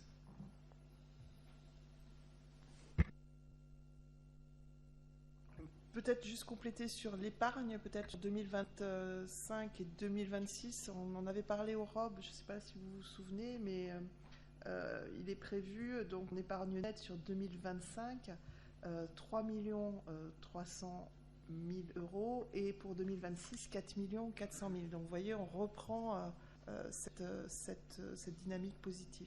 Donc, a priori, on est quand même sur une année qui sera unique. Ce n'est pas une puis deux, ce sera une.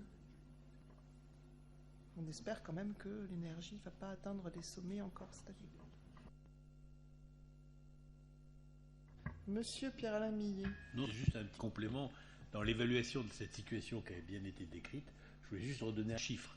Dans le rapport de la Cour des comptes sur le CIGERALI, vous avez les éléments, qui est facilement trouvable, vous avez les éléments de 2014. 2014, quand même, le CIGERALI, qui en 2015 est passé 100 millions de dettes, avait une durée de désendettement de 7,3 ans. Donc on n'est pas, il faut pas non plus, on n'est pas du tout dans une situation difficile. Le budget de l'année est difficile à monter, mais c'est une situation où on peut même se dire que historiquement, le CIGERALI est assez robuste quand même, parce que il a une capacité à agir. Il permet aux communes une capacité à piloter un montant de travaux très important, plus important aujourd'hui qu'il y a 10 ans, franchement, dans une situation de maîtrise de la dette. Il ne faut jamais faire n'importe quoi avec la dette, évidemment. Mais bon, voilà, on est au niveau de notre endettement de 2014. Merci Pierre-Alain pour cette précision. Est-ce qu'il y a d'autres questions ou remarques? On peut passer au vote. Est-ce qu'on a répondu aux questions déjà? Oui. Je vous propose de passer au vote. Le vote est ouvert.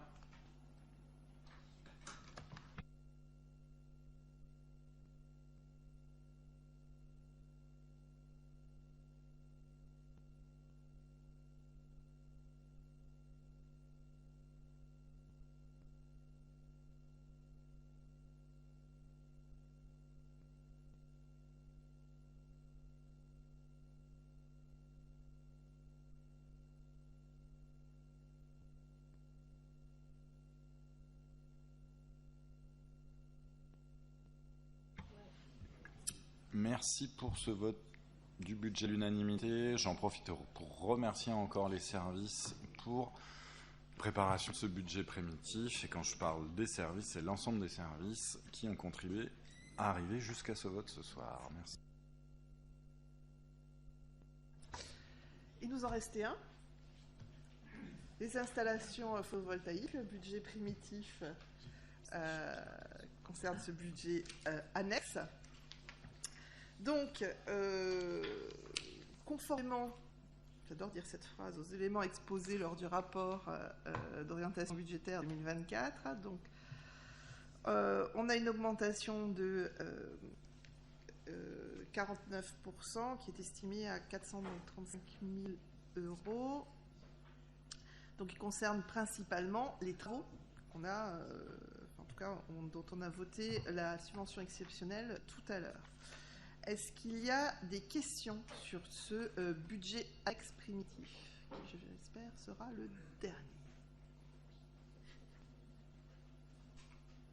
Tout va bien. Eh bien, nous pouvons donc passer au vote.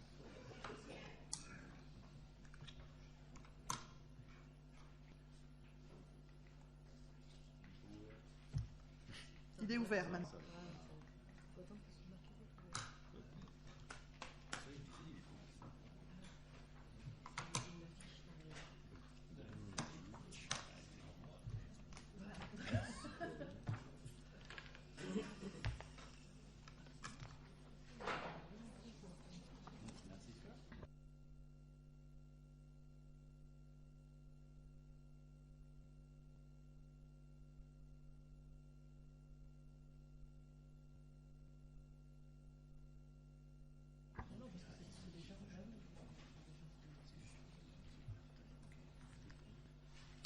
Bien, je vous remercie pour cette belle unanimité sur ces panneaux photovoltaïques.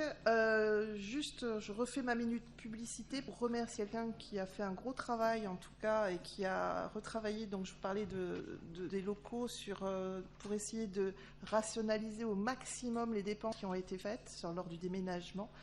Alors, j'en remercie une, mais à travers elle, il y a tous ceux qui ont travaillé là-dessus. Mais je remercie aussi sa sagacité pour être sûr que tout a été bien ficelé et bien négocié. C'est Alice Boucherie qui doit être en off derrière. Voilà. Donc, c'était mon instant pour remercier aussi une personne dont vous entendez très peu parler, et pourtant qui travaille, y compris toutes ces dames qui sont autour et les deux messieurs qui sont derrière. Donc je remercie tout le monde puisqu'on a été plus rapide que prévu. Mon moment de remerciement. Très bien. J'en profite pour te remercier, Corinne, pour l'ensemble de cette présentation, m'associer aux remerciements envers Alice Boucherie, qui est notre secrétaire générale et aussi mon assistante et qui a parfois beaucoup de travail. Et le sujet de ménagement l'avait effectivement beaucoup occupé, avec des prestataires pas toujours au niveau, pour rester sympathique. Dernière délibération, et je laisse la parole au vice-président Jean-Philippe Chauny. Merci, Monsieur le Président. Mais comme tu as déjà introduit la délibération tout à l'heure en disant qu'on faisait le maximum pour faire des gains de performance dans le marché de travaux, Donc ce qu'on a souhaité ce soir, c'est plutôt que de délibérer en bureau, parce qu'on en avait la possibilité, c'est qu'on fasse une vraie délibération avec vous tous, pour que vous ayez aussi de la matière sur nos futurs marchés de travaux et d'éclairage public. Voilà, comme vous pouvez le lire sur l'écran, donc on est en train de restructurer tous nos marchés de travaux et d'éclairage public. Bon, l'objectif, c'est bien sûr de faire des gains significatifs sur le montant des travaux. Vous avez vu qu'on en fait beaucoup, donc si on peut gagner là-dessus, c'est bon pour nous tous.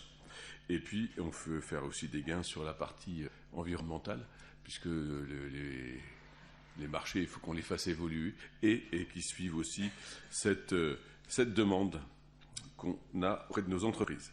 Voilà, donc on a décidé de préparer 2 marchés différents. Hein. Le premier marché, c'est celui sur des travaux et prestations de maintenance de l'éclairage public. Donc ce qu'on a souhaité, c'est lier entre elles 2 parties de ce qu'on fait sur l'éclairage public, à la fois la maintenance, avec une entreprise qui passe sur nos éclairages, qui vérifie que tout marche bien, qui change les matériels qui sont usés, et puis aussi la partie travaux, quand elle concerne uniquement l'éclairage public, ce qui responsabilise d'autant plus l'entreprise qui va faire les travaux, et parce qu'elle va l'exploiter après derrière. Et puis bien sûr, un deuxième marché, ou une deuxième paquet de marchés, sur les travaux de dissimulation des réseaux. Et on a vu tout à l'heure dans le J que ça représente aussi un montant important. On propose aussi de réduire le nombre de lots géographiques, puisqu'on en avait 8 jusqu'à présent. On passera sans doute à 5 ou 6 lots sur les futurs marchés. Et puis, pour que chaque marché, justement, puisse être suffisamment attractif au niveau des entreprises qui vont répondre à ces consultations. Voilà. Et puis, on espère aussi qu'on puisse avoir des entreprises de tailles différentes. On aura également l'insertion de clauses pour améliorer la qualité de service des installations d'éclairage public, avec des bonus-malus, c'est quelque chose de nouveau qu'on va mettre en place, hein, puisque de temps en temps, on s'aperçoit que l'entreprise ne réagit pas forcément à la bonne vitesse, qu'elle n'est pas tout de suite sur le terrain, ou que le changement du matériel qui est abîmé, il met beaucoup plus de temps que prévu. Donc il y aura des bonus-malus. Et puis, on veut aussi travailler sur les économies d'échelle avec une optimisation du catalogue de références. Voilà, donc il faudra qu'on travaille tous ensemble avec vous, parce que chacun veut sa propre référence. Donc à un moment, il faudra forcément qu'on travaille sur ce sujet-là pour essayer d'optimiser aussi les différents mâts qu'on utilise pour avoir des prix aussi plus intéressants auprès des fournisseurs de matériel. Voilà, donc la réécriture du nouveau marché de dissimulation coordonnée des réseaux, il est quasiment terminé aujourd'hui. Et on recherche donc une prise d'effet de nos marchés au 1er juillet. Et donc aujourd'hui, on peut déjà annoncer que la consultation sur le marché de travaux et de maintenance de l'éclairage public est déjà lancée.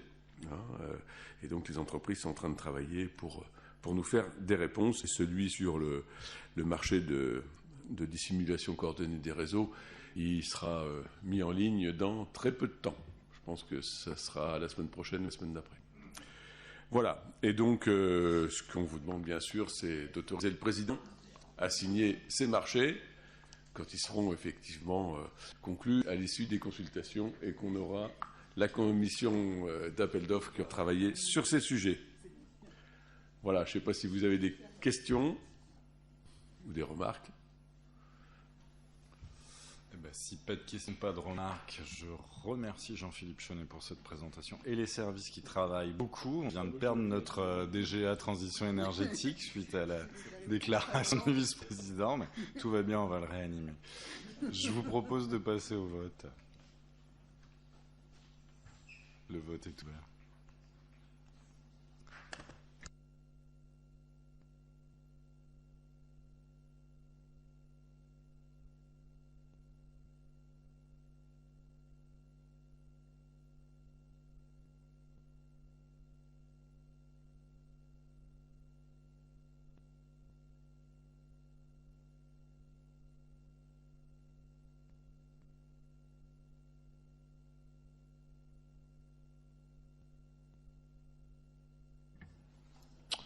Je vous remercie pour cette délibération adoptée à l'unanimité. C'était donc la fin des délibérations. Je vous propose de passer à l'actu du CIGERLI.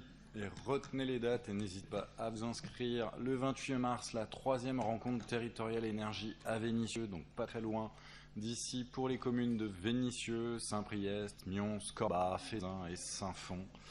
Le 10 avril, 4e rencontre territoriale énergie à Communay, cette fois de l'autre côté du fleuve pour les communes de Communay, Vourles, Charly, Vernaison, Miry, Grigny, Ternay, Givors, Solèze et Saint-Symphorien-Bzon.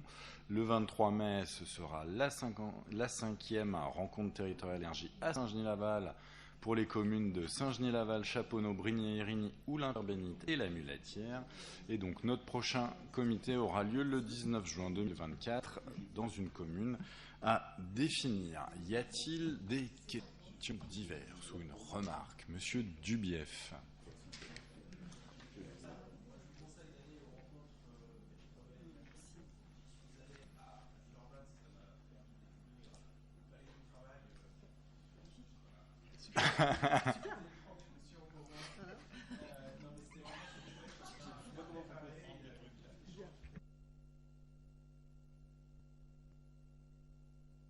Eh bien, moi, je te remercie, sincèrement, parce qu'on a décidé de mettre ça en place et on trouve que des fois, on n'est pas beaucoup à ces réunions-là.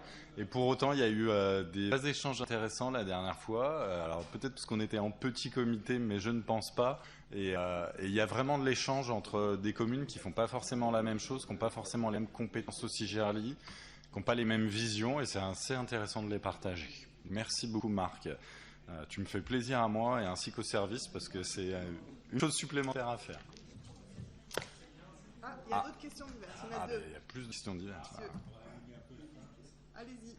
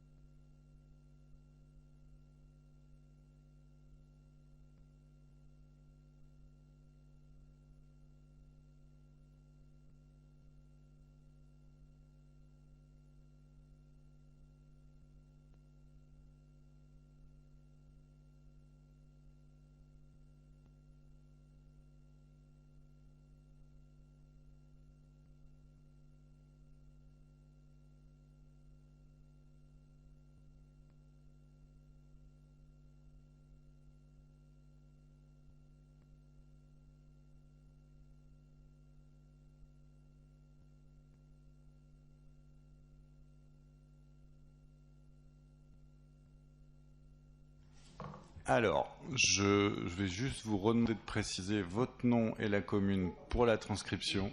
C'est juste ça.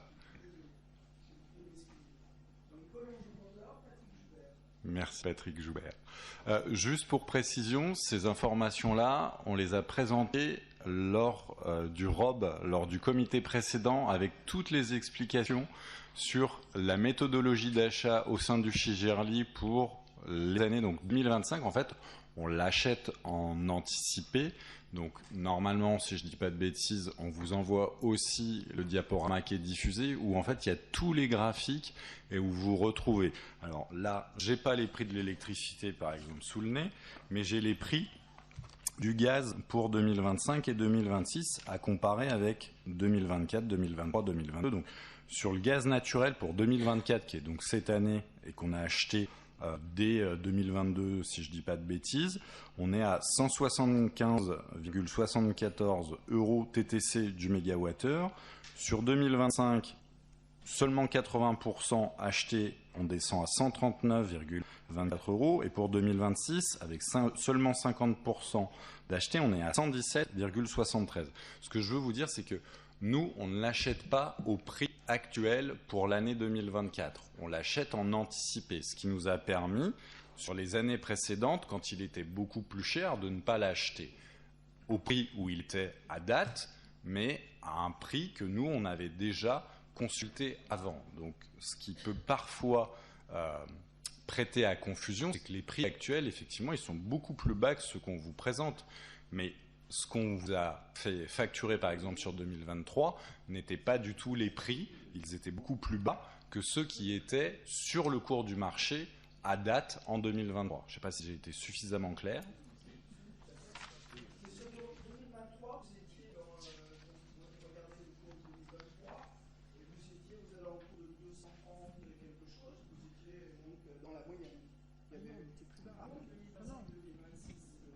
Non, enfin, je ne sais pas quels éléments vous avez comparé, mais 2023, non. Que ce soit en gaz ou en électricité, surtout en électricité, on était extrêmement bas. Hein. On était bien plus bas que...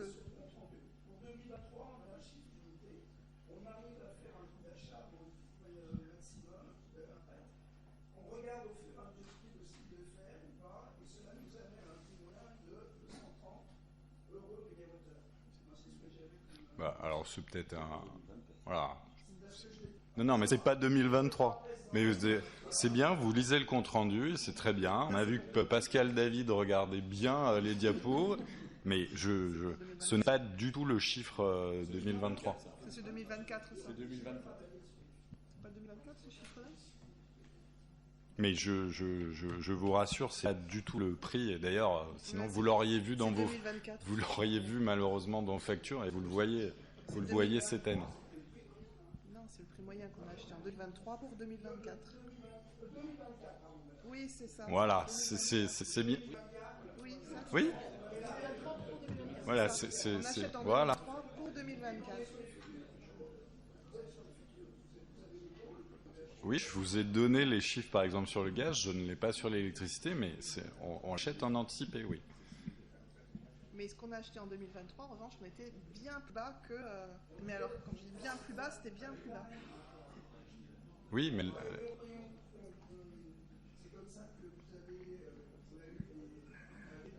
Oui, exactement, c'est l'optimisation qu'on réalise chaque année, oui. Oui. Oui.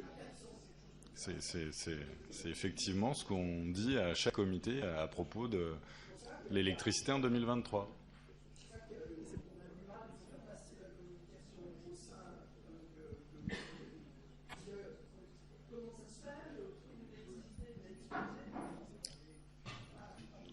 C'est exactement ça, c'est que du coup, il y a un décalage entre ce qu'on peut vivre actuellement et moi j'essaye de le dire à chaque début de comité. Ce soir je n'ai pas fait parce qu'on s'est vu qu'il y a un mois et que les prix ont guère bougé, mais on suit attentivement ça et on aurait souhaité pas vous annoncer de mauvais chiffres sur 2024, mais je ne sais pas qui n'a pas subi l'impact de la hausse des prix de l'énergie, on ne peut pas passer à travers. D'autant plus dur qu'en Voilà. 2023, on a été bien négocié. Il y avait une question... Oui, j'ai vu qu'il y avait Thierry.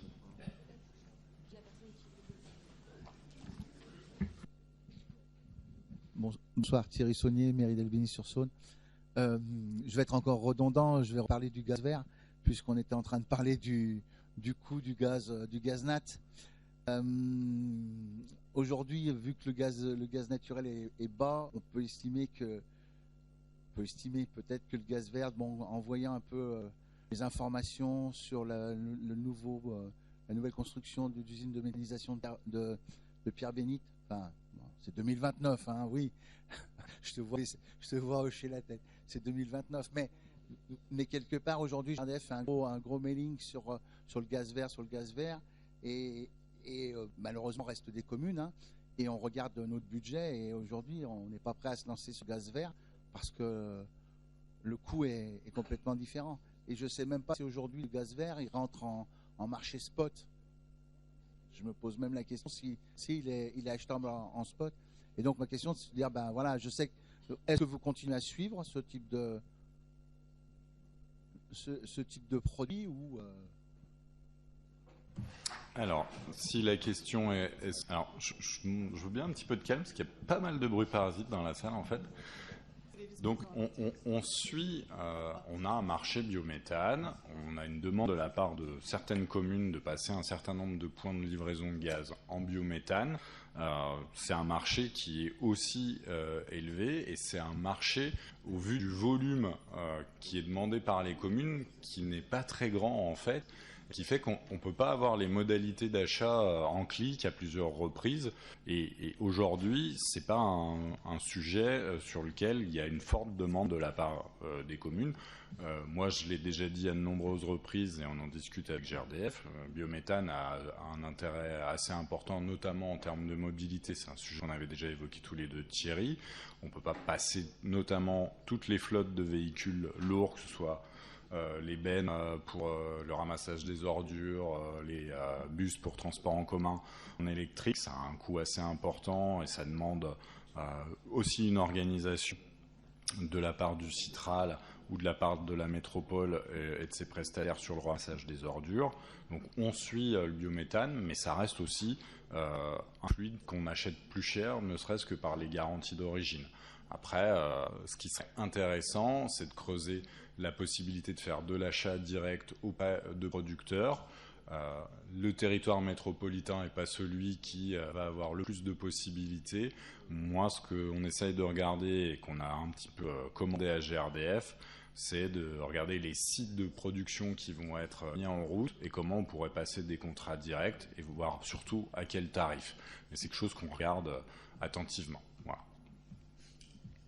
Est-ce qu'il y a d'autres questions diverses? Je vois une main qui se lève à ma gauche. En fait, il y aura eu plus de questions diverses. Juste rajouter que j'espère qu'il y a autant de maires et d'élus au CIGERLI qui se préoccupent de ce que l'on peut faire pour faire grandir l'exigence de revenir aux tarifs régulés plutôt que d'aller chercher dans les marchés des futurs des martingales qui nous protégeraient, parce que je crois qu'elles n'existent pas.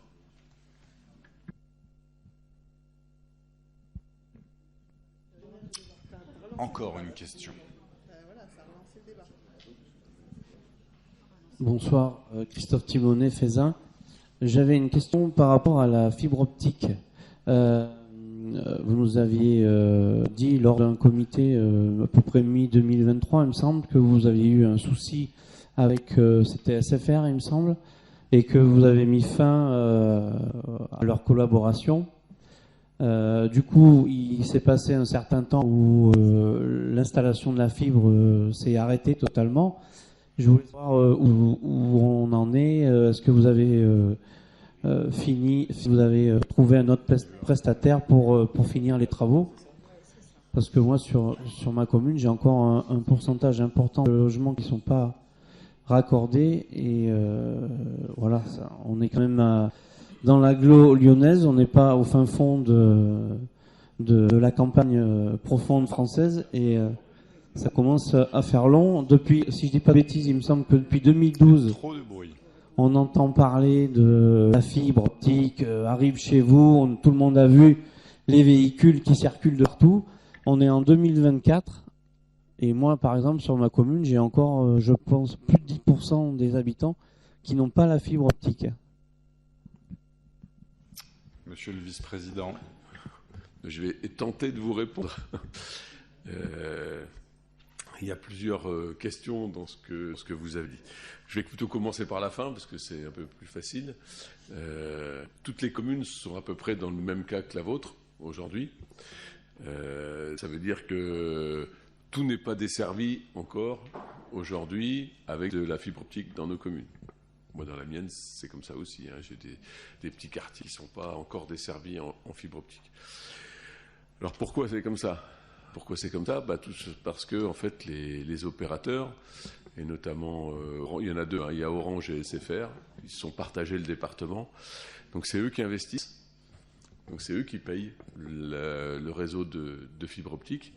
Et donc ils vont aussi à leur rythme et aux difficultés qu'ils peuvent rencontrer sur le terrain. Les difficultés, ça peut être... on ne peut pas passer par une propriété parce que le propriétaire ne veut pas qu'on passe chez lui. Donc aujourd'hui, il y a beaucoup d'habitations qui ne sont pas desservies parce que Orange n'arrive pas ou SFR n'arrive pas à faire passer la fibre optique sur les supports ou de planter un nouveau support pour le faire, parce que c'est en général quand c'est l'aérien que ça pose des problèmes. Voilà. Les opérateurs, donc Orange et SFR, se sont engagés à terminer vis-à-vis de l'État en 2025. Voilà, donc l'année prochaine, normalement, ils doivent saturer tout le réseau. Et si, parce qu'ils proposeront une offre différente par le satellite si ils n'arrivent pas du tout à passer au même prix qu'avec la fibre optique. On a eu une réunion il y a un mois avec les opérateurs sous l'égide du département et de la métropole pour travailler avec les opérateurs sur ce volet-là. Voilà. Et ce qu'il faut savoir aussi, c'est qu'en 2030, ou plus tard, il ne devrait plus y avoir de réseau cuivre. Et il y a les premières communes qui vont voir disparaître leur réseau cuivre à partir de cette année. Il me semble de mémoire qu'il doit y avoir un arrondissement de Lyon et la commune d'Ans, qui se trouve à côté de Villefranche. Et progressivement, il va y avoir... C'est des communes tests qui vont être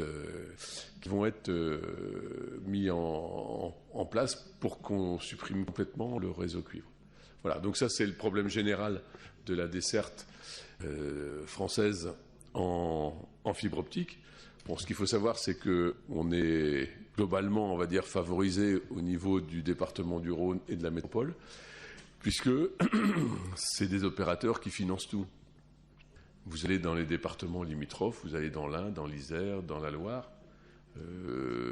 Sur une partie du territoire, c'est aussi les opérateurs qui le payent, mais sur la grande partie du territoire, c'est la collectivité qui paye. Donc là, c'est pareil, il y a aussi des difficultés pour tout desservir.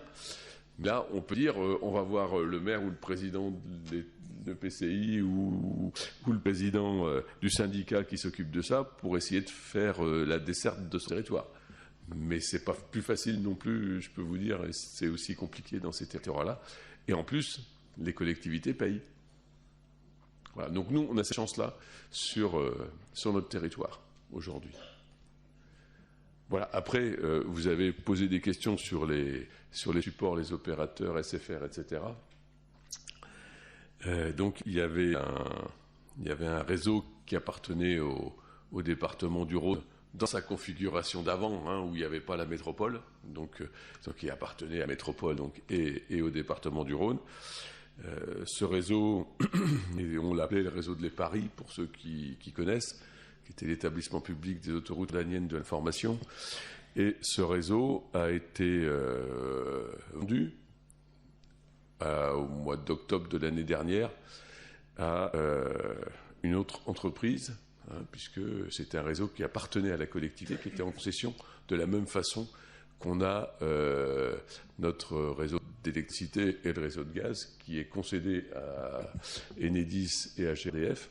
Voilà, c'est le réseau de l'EPARI était délégué à SFR via tout plein de sociétés qui ont pu se succéder au cours des 23 ans où il y a eu une délégation. Voilà, donc aujourd'hui, c'est une autre société qui a racheté le réseau. Donc on est en train de travailler avec cette société. Et là, je remercie les services, c'est mon tour, parce qu'on rame quand même dans cette situation pour re-signer des conventions, pour reprendre tout ce qui n'avait pas été fini par SFR sous l'ancien système, pour le reprendre sous le nouveau système. Et je peux vous dire, c'est quand même pas simple. Donc on espère pouvoir boucler ça dans les semaines ou les 2-3 mois qui viennent pour enfin terminer les chantiers et enlever les quelques supports. Sachant que la politique qui était menée par SFR dans le cadre de sa concession n'est pas du tout la même que celle que mène aujourd'hui Infracorp ou West Telecom dans l'utilisation qu'il veut faire de son réseau qu'il a acheté.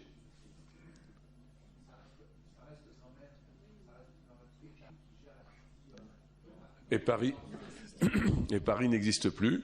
En tant que membre de l'EPARI, puisque j'étais au conseil d'administration de l'EPARI, je peux vous dire, on a supprimé l'EPARI l'année dernière. Oui, on sait.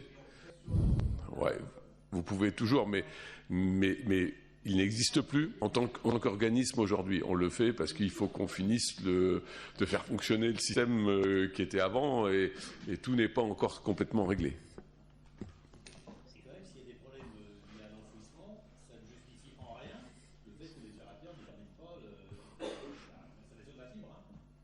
C'est leur responsabilité de déposer la fibre sur des solutions techniques.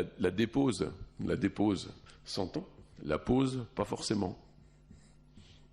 parce que c'est leur réseau. Donc ils n'ont pas forcément la même politique de développement. C'est-à-dire qu'aujourd'hui, le nouveau propriétaire, lui, il veut faire du B2B, il veut pas faire du B2C, comme on dit. Alors, il veut pas desservir les clients particuliers, il veut desservir les entreprises. En gros, pour faire simple. Donc, du coup, il y a des endroits où il y avait le réseau, et ce réseau, ils ne l'utiliseront pas dans le futur. Et en tout cas, ils ne veulent pas payer un enfouissement de réseau à cet endroit-là. Parce qu'ils estiment que ça coûte moins cher de louer un fourreau à une autre société pour pouvoir tirer leur fibre optique dedans. Voilà, donc on est entre deux situations qui ne sont pas très faciles à gérer. Merci beaucoup pour toutes ces précisions et expliquer la situation sur ce sujet, Jean-Philippe Chaunet.